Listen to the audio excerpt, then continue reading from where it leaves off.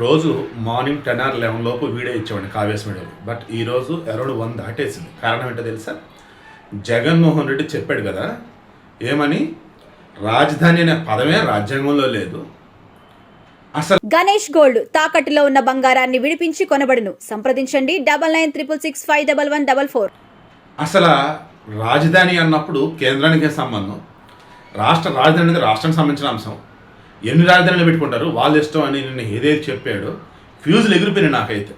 ఒక్కసారి ఈరోజు parliament session open అయ్యాక లోక్సభలో ఈరోజు హోంశాఖ సహాయ మంత్రి నిత్యానంద రాయ్ బిల్ ప్రవేశపెడుతున్నాడు. ఏంటి ఆ బిల్లు?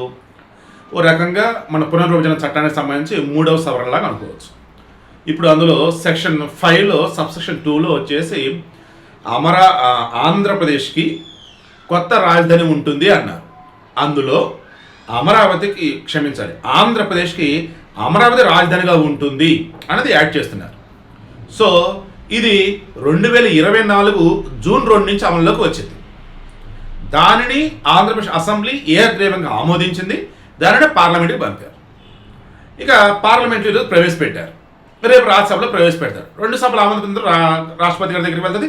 ఇక ఆమోదముద్ర వేసిన తర్వాత ఇంక లైఫ్లో ఎవడో కూడా ఆ అమరావతిని టచ్ చేయడు. నాట్ ఓన్లీ అమరావతి, ఒకవేళ ఏ రాష్ట్రాలైనా కానీ ఆ రాజధానిని జగన్ లాంటి వాళ్ళు కనుక అక్కడ కనుక మళ్ళీ ముఖ్యమంత్రి అయితే మారుస్తారేమన్న భయం కనుక వాళ్ళకి వస్తే వాళ్ళు కూడా ఇలా చేయొచ్చు. సో ఇప్పుడు టాపిక్ ఏంటంటే, ఇప్పటి వరకు నాకు తెలిసి భారతదేశంలో స్టేట్స్ అండ్ సెంటర్ అంటే యూనియన్ లైక్ ఇవేళ అనుకుంటున్నప్పుడు సమాఖ్య అంటారు. ఈ సమాఖ్య స్ఫూర్తిలో ఈ సమాఖ్య ప్రభుత్వాలకు సంబంధించి చూస్తూ ఉన్నప్పుడు ఇప్పటి వరకు ఎక్కడ కూడా ఏ రాష్ట్రంలో కూడా ఒకే ఒక రాజధాని అది ఇదేనయ్యా అని దానిని ఎవడో మార్చకూడదు అయ్యా అని ఏ రాష్ట్రంలో బిల్లు పాస్ కాల ఎవరు కూడా ఏమంటారు పార్లమెంట్కి పంపరు. ఇప్పుడు పంపారు. ఎందుకు? జగన్ నిన్న తన వికృత రూపాన్ని చూపించాడు. తన యొక్క విషాన్ని బయటకు గెట్టాడు. ఏమని?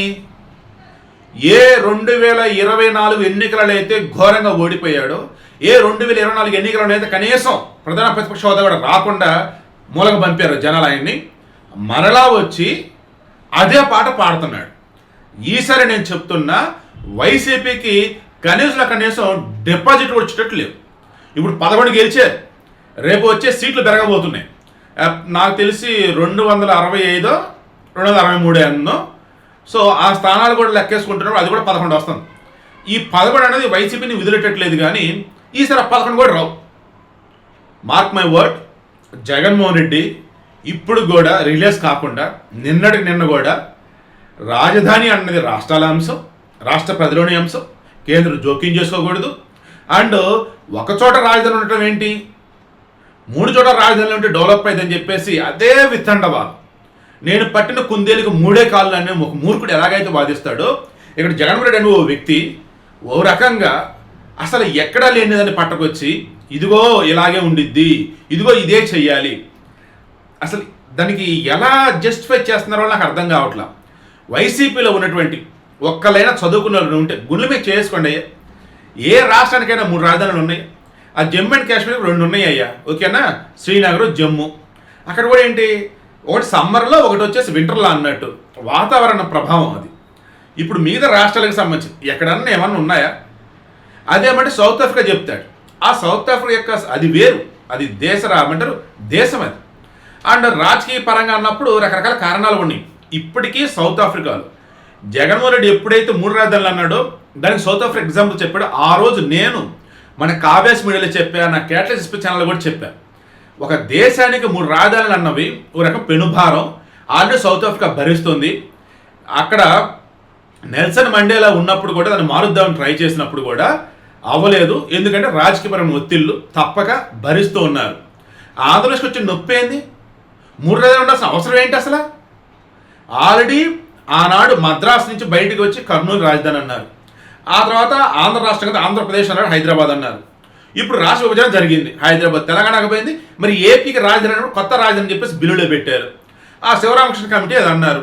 ఆ కమిటీలో క్లియర్గా ఆయన చెప్పింది ఏంటి, ఫైనల్ రిపోర్ట్లో మొత్తం సర్వే చేసినప్పుడు ఆంధ్రప్రదేశ్ ప్రజల్లో అంతా కూడా 46% మంది గుంటూరు, విజయవాడ మీద రాజధాని ఉండాలని కోరుకున్నారన్నారు.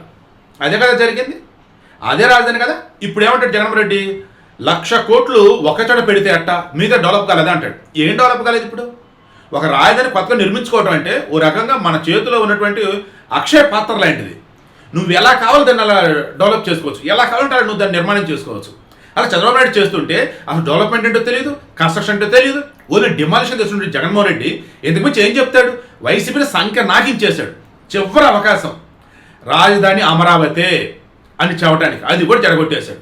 ఒకప్పుడు ఆయన ప్రతిపక్షంలో ఉన్నప్పుడు 2014-19 మధ్యకాలంలో అసెంబ్లీ సాక్షిగా ఆయనే మేము రాజధానికి వ్యతిరేకం కాదు, అమరావతికి వ్యతిరేకం కాదని అంటూ 30,000 ఎకరాలు ఉండాలని కోరింది అతనే 30,000 ఎకరాలు అన్నాడు. అతనే అమరావతి రాజధానికి సపోర్ట్ అన్నాడు. గెలిచిన తర్వాత ఎందుకు 30,000 ఎకరాలు ఒక చోట అన్నాడు. అండ్ అమరావతి శ్మశానం అన్నాడు. పిచ్చిగా పరాకాష్ట. మరి ఆ వైసీపీలో ఉండే ఎవరు? నేను ఎప్పుడు ఇదే అంట, ఆ వైసీపీకి అభిమానులు కదా బాబు, బానిసల్లో ఉన్నట్టున్నారా? లేకపోతే జగన్ నోటికి ఏదొస్తే చెప్తూ ఉంటే ఈరోజు వచ్చేటప్పటికేమో గూగుల్ డేటా సెంటర్ వచ్చేసరికి పనికిరాదా అంట, రేపు వచ్చి మనమే తెచ్చామంటారు. చివరికి నిన్న ఆర్సిలర్ మెట్లు వచ్చేసి యాడ్ నుంచి పెడతాడు, డబ్బులు ఆడని ఆయనకు అంటాడు, ఈరోజు పెట్టగానే మనమే తీసుకొచ్చామంటాడు. అటువంటి వ్యక్తి కోటుకో మాట, క్షరణకో మాట, అండ్ వాళ్ళ పేపర్లో ఒకటి, బయట ఒకటి, వాళ్ళు ఒకటి, ఇలా చెప్పుకుంటే పోతే నిజంగా చెప్తున్నా ఎంబారసింగ్ ఉంది నాకైతే. ఇటువంటి వాళ్ళ గురించి రోజు వీడియోలు ఇవ్వడం, ఇటువంటి వాళ్ళ గురించి మనం డిస్కస్ చేయడం మన కర్మ. అది ప్రతిపక్ష పార్టీ కాబట్టి, అండ్ మన కర్మ ఒకప్పుడు ముఖ్యమంత్రిగా ఉన్నాడు కాబట్టి, అండ్ మన కర్మ ఆ వైసీపీ ఇంకా ఉనికిలో ఉంది కాబట్టి త్వరలో దాని ఉనికిలో లేకుండా ప్రజలే చేస్తారు, లేదా ఆ పార్టీలో ఉన్నటువంటి వాళ్ళే నమస్కారం బాబు బయటకైతే వస్తారు. సో వీడియోకి ఇంట్రెస్ట్ మీకు అర్థమైందా? సంఖ నాకించాడు వైసీపీని. అసలు ఆ రాజ్యాంగంలో రాజధాని అనేది లేదు, రాజధాని అనేది రాష్ట్రాల పరిధిలోని అంశం అంటూ హడావుడు ఏదో చేశాడో దాని విరుద్ధ పార్లమెంట్ సాక్షి కర్రు కాల్చి వాత పెడతారు. ఓవరాల్ అయినప్పుడు యావత్ దేశం అంతా కూడా జగన్ చూసి నవ్వుతుంది, వైసీపీని చూసి చీ అంటుంది, ఓవరాల్గా కూటమి ప్రభుత్వం చూసి శభాష్ అంటుంది. జగన్ అనేవాడు కళలో కూడా అమరావతిని కదిలించకూడదంటే ఈ బిల్లు పార్లమెంట్లో పాస్ అవ్వాల్సింది చెప్పేసి ఈరోజు అంతా తీర్మానించుకున్నారు. అదే జరగబోతా ఉంది.